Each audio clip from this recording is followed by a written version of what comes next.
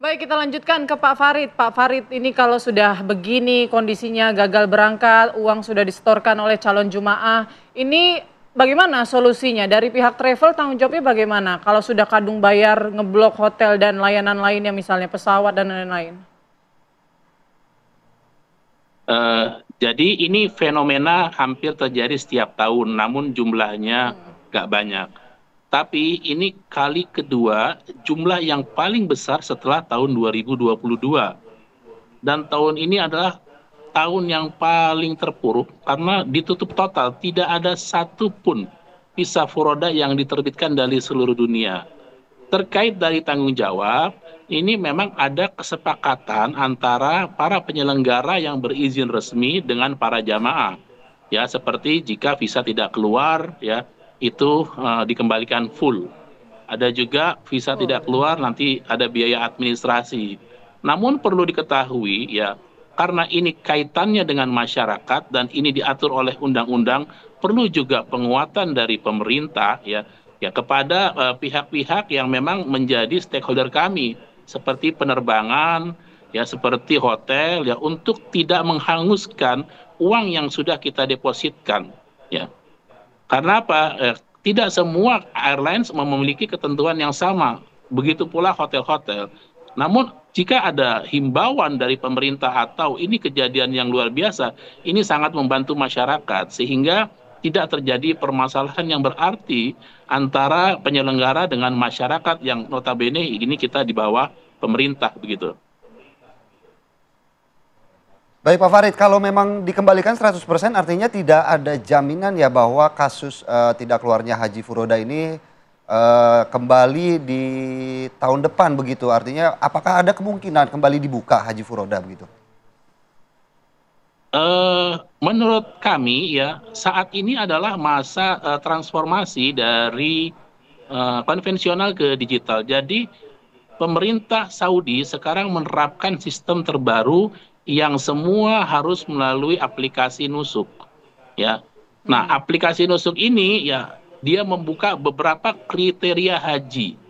Ya, di luar Oke. haji khusus yang dikelola oleh pemerintah, ada juga haji B2C, ada juga haji B2G yang itu apa namanya publikasikan secara legal ke seluruh dunia.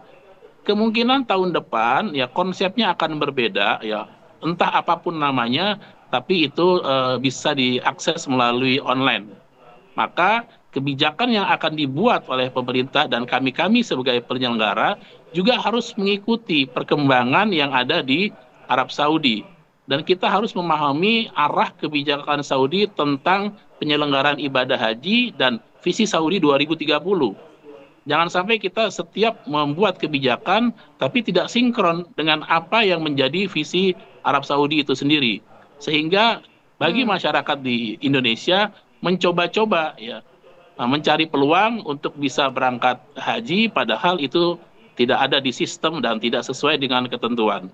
Perlu Baik, Pak diketahui Farid. bahwa per tanggal 16 Mei kemarin itu sistem pemvisaan sudah ditutup. Ya, sekarang sudah tanggal akhir Mei. Nah, namun di 15 hari terakhir masih banyak orang yang menawarkan bahwasannya dia mengklaim bisa menguruskan visa haji. Baik, Pak Farid. Ini kan dalam waktu dekat ada rencana ya untuk merevisi Undang-Undang Nomor 8 Tahun 2019. Nah, Anda sendiri mungkin apa harapannya agar ke depan ini para jemaah haji furoda ini bisa dapat perlindungan juga begitu, seperti dengan haji reguler maupun haji khusus. Ya, yang pertama ya harapan kami perlu diketahui dari 5,4 juta ya jamaah haji yang antri di seluruh Indonesia ada sekitar 180.000 haji khusus dengan jumlah penyelenggara sekitar 720 penyelenggara ibadah haji khusus.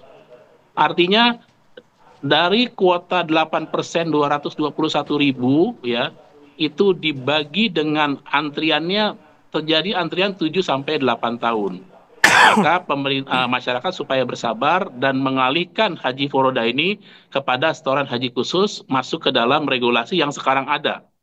Ya sehingga nanti tidak terjadi uangnya ini tahun depan, padahal tahun depan jenis visanya sudah tidak ada atau regulasinya juga sudah tidak ada. Jadi setorkan ke haji khusus melalui penyelenggara resmi.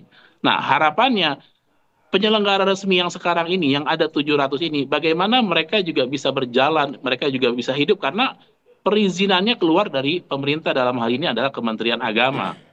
Maka kami mengusulkan kepada pemerintah, ya, bagaimana mereka biar bisa jalan, tentu salah satunya bisa ada ketentuan yang mengatur tentang migrasi. Ya, migrasi itu mereka yang sudah daftar melalui haji reguler, ya, terus mereka masuk keberangkatan misalnya tahun 2026, mereka bisa migrasi ke haji khusus, ya, dengan penambahan biaya, ya, tanpa mengurangi, ya, kewajiban dia terhadap pemerintah. Nah, ketika mereka bisa masuk ke haji khusus atau haji semi khusus yang diselenggarakan oleh penyelenggara yang berizin, penyelenggara tidak diperkenankan menerima, ya, visa apapun atau calon haji apapun selain menggunakan kuota yang resmi pemerintah. Sehingga di situ ada keadilan, ya, antara penyelenggara dengan pemerintah. Kalau sekarang kita diberikan izin oleh pemerintah bisa menjual, namun barangnya tidak ada. Ada barangnya, ya, tapi itu tidak jelas seperti visa munjamalah dan furoda yang sangat terbatas begitu. Baik, saya minta tanggapannya Pak Mus. Usulan migrasi mungkin bisa dialihkan ke haji khusus dan tadi yang sudah disampaikan juga oleh Pak Farid, gimana menurut Anda? Kolaborasi ya bisa dibilang. Iya, saya kira hal seperti itu bisa sangat memungkinkan karena memang yang harus kita lihat itu adalah memang dinamika perkembangan di Arab Saudi itu perubahannya sangat cepat. Sehingga dan ini mempunyai dampak langsung terhadap kita, negara kita, khususnya urusan haji dan umroh. Nah, kalau Pak Farid misalnya tadi mau migrasi, memang perlu ada relaksasi di undang-undang. Tapi kalau undang-undang sekarang belum memungkinkan, kenapa? Pembagiannya ketika pemerintah kita itu mendapatkan kuota resmi dari Saudi 221.000, rumus di undang-undang itu sudah ditentukan. 92% itu untuk haji reguler, 8% untuk haji khusus. Nah, ini yang perlu aspirasinya beliau perlu didorong nanti di revisi undang-undang itu. Tapi saya mau bilang begini, khusus untuk furoda ini. Di lapangan memang diakui atau tidak, itu memang kadangkala publikasi dan iklan atau marketing yang kadangkala juga berlebihan, Mbak. Berlebihannya apa? Mereka menjanjikan dengan janji yang bombastis bahwa bisa berangkat pada tahun ini tanpa antri. Nah, padahal sisi lain sebetulnya ada informasi yang kadangkala kurang tuntas. Apa itu?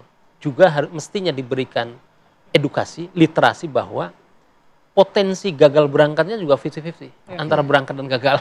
Nah, ini yang seringkali kemudian akhirnya harapan yang disampaikan oleh oknum-oknum tersebut kemudian berbeda dengan yang dialami oleh jamaah. Yang berikutnya yang lagi ramai di media sosial.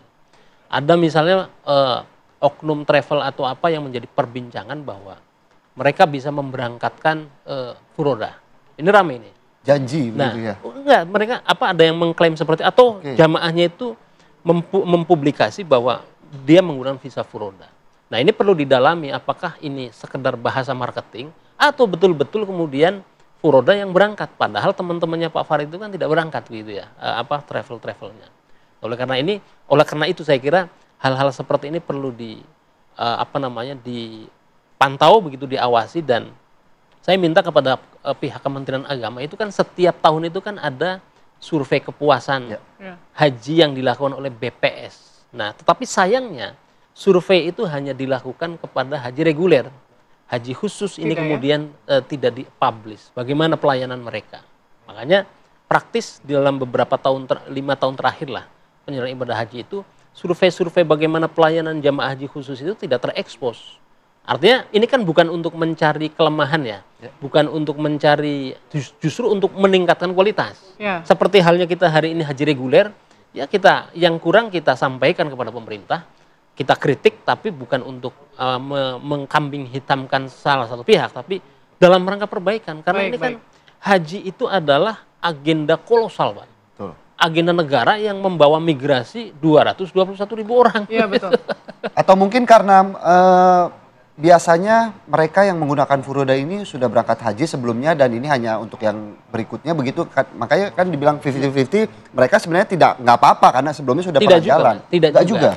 Bahkan kadang-kala itu ada orang yang sudah berhaji misalnya dia sukses begitu ya, orang tuanya belum berhaji. Oke. Tentu Dia mendampingi. sebagai anak yang baik, anak yang soleh begitu ya, ingin kemudian orang tuanya atau orang tercintanya itu berhaji dengan fasilitas yang Bagus. yang sangat bagus, yang kemudian dia juga Karena bisa menilai umur begitu menilai ya umur dan artinya. seterusnya. Jadi tidak mesti kemudian mereka yang berangkat haji itu lebih dari satu kali. Oke. Justru kadang-kala justru yang banyak furoda itu adalah mereka yang pasti yang berpunya, yang the have Betul. gitu ya, atau pejabat, Pak. Sehingga kemudian Artis. tidak public figure. Ya. Nah, makanya kalau mereka kemudian tidak kemudian ramai memunculkan diri, mengekspos bahwa kami gagal, karena kan repot. Mereka sudah walimatus safar, mereka Iya. sudah pamitan di kantor, ternyata gagal berangkat. Gagal. Udah bikin selamatan. Udah gitu ya, bikin Pak selamatan, Mus, ya. dan kemudian ini juga menjadi bagi mereka seperti tanda petik ada persoalan jadi sosial juga. Gengsi. Gengsi gitu ya. sosial yang kemudian Betul. tercederai. Pak Mus, tapi gini, kalau nanti misalnya lah lebih detail diatur nih soal haji furoda ini dalam undang-undang yang baru nanti, Betul. begitu. Apakah juga ada batasan-batasan tertentu? Misalnya untuk rate-nya apakah juga diatur sebaiknya atau menurut Anda bagaimana? Saya kira menyeluruh saja sebagaimana haji reguler, haji khusus begitu. Itu kan ada. Misalnya soal harga di haji khusus itu kan di aturannya kan minimal 4.000 US dollar. Tapi ada yang misalnya ambil lebih dari itu. Boleh. Asal kemudian per 250 jamaah ada dokter. Kemudian tidak boleh kurang dari 45 jamaah. Kalau kurang dari itu digabung, di merger dengan travel lain. Oke. Nah, dan itu jelas Mbak ininya. Nah, di furoda itu kan harganya selangit tapi tidak tahu pelayanannya seperti apa, standarnya. Nah, apakah itu nanti akan dikontrol sebaiknya? Saya kira penting untuk dikontrol. Artinya begini, teman-temannya Pak Farid travel ini juga aman, terlindungi juga, dan terutama jamaah yang kemudian punya ekspektasi yang sangat tinggi terhadap haji furoda ini. Untuk batasan pengeluaran visa haji juga akan ditentukan nggak Nah, kira-kira? kalau visa kembali kemudian diplomasi kita kepada Arab Saudi. Karena untuk furoda ini kan berbeda dengan reguler dan haji khusus. Ya, jangan sampai nanti mengurangi kuota reguler kan Betul. begitu ya. Makanya ini memang haji furoda itu kan sangat spekulatif. Artinya apa? Dia keluarnya itu di ujung-ujung, di akhir Dzulqa'dah atau di awal-awal sekali. Makanya deg-degan nunggunya ya, Dzulhijjah. Pak ya. Nah, karena itu saya mau cerita Mas Philip. Ada salah satu pejabat negara Oke. yang juga mengelola ya beririsan dengan haji, yang pernah tahun 2023 itu istrinya mau berangkat menggunakan haji furoda, itu visanya baru terbit 3 jam sebelum penerbangan. Waduh, Untungnya nginepnya di bandara, hotel untungnya di memang bandara. udah standby di bandara gitu ya. Siap-siap, gitu ya. Nah, maksud saya supaya kalau kita lihat misalnya katakanlah undang-undang perlindungan konsumen ya. Iya.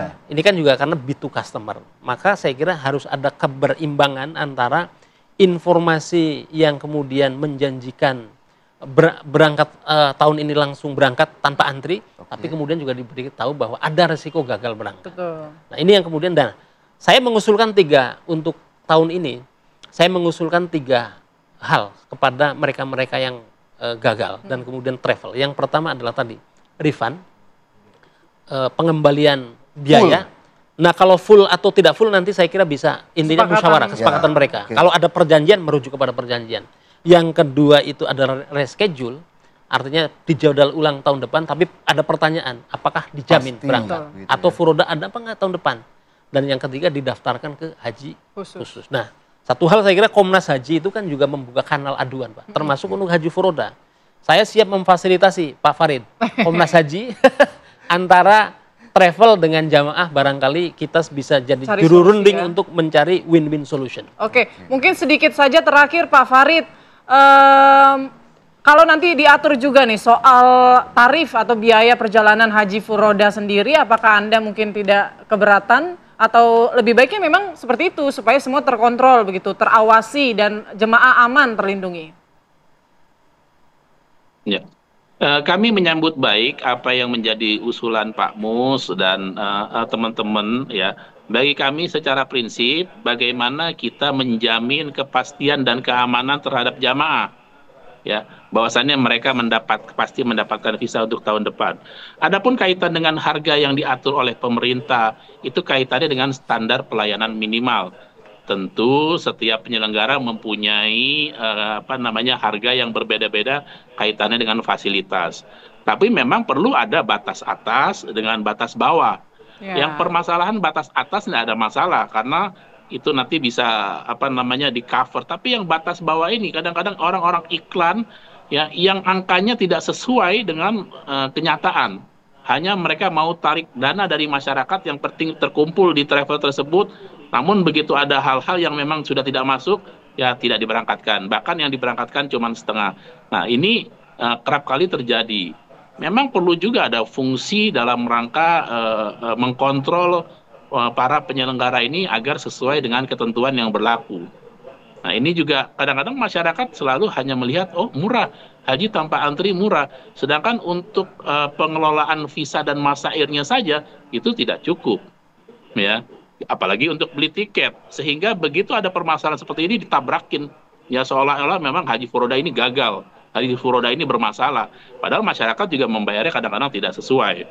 Memang angkanya terlalu tinggi bagi masyarakat, bukan masyarakat biasa yang mampu untuk berangkat ibadah haji furoda begitu. Baik, terima kasih banyak Pak Farid. Pak Mus, ini Pak Farid dan Pak Mus ya. perlu jadi perhatian calon jemaah haji di tahun-tahun berikutnya ya. Yang mungkin kadang-kadang orang awam nggak tahu nih visa apa sih sebetulnya yang diterima gitu. Dia hanya tergiur promo, kemudian ternyata visa ziarah atau visa bukan haji begitu loh. Bahkan Jadi jangan sampai ilegal begitu ya masuk ke sana. Akhirnya tidak resmi. Betul. Di sananya tidak bisa menjalankan ibadah haji. Terima kasih banyak para narasumber kita. Sehat selalu. Assalamualaikum warahmatullahi wabarakatuh. Waalaikumsalam.